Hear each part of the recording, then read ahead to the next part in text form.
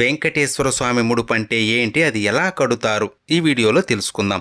పిలిస్తే పలికే కలియుగ దైవం, కోట్లాది భక్తులకు ఇలవేల్పు, ఆపద మృక్కులవాడు, అనాథ రక్షకుడు, కొలిచిన వారికి కొంగు బంగారమైన ఆ శ్రీనివాసుడే కష్టాన్ని కడతీర్చే దైవం అని భావించి స్వామివారికి తమ కోరికలు చెప్పుకొని ముడుపు కడతారు. స్వామివారికి ముడుపు శనివారం ఉదయం దీపారాధన చేసి ముందుగా వినాయకుడికి మీ కోరిక చెప్పి స్వామికి ముడుపు కడుతున్నాను, సంకల్పం నెరవేరాలి అని కోరుకొని ఒక తెల్లని బట్టకి పసుపు తడిపి ఆరబెట్టి బట్టకి 4 వైపులా కుంకుమ పెట్టి అందులో 11 రూపాయలు లేదా స్థాయిని బట్టి కొంత డబ్బును స్వామిని స్మరించుకుంటూ పెట్టి మీరు ఎందుకు ముడుపు కడుతున్నారో మనస్ఫూర్తిగా భక్తిగా స్వామికి చెప్పుకొని డబ్బు పెట్టిన పసుపు బట్టకి 3 ముడులు వేసి స్వామి ఫోటో లేదా ప్రతి ముందు పెట్టాలి.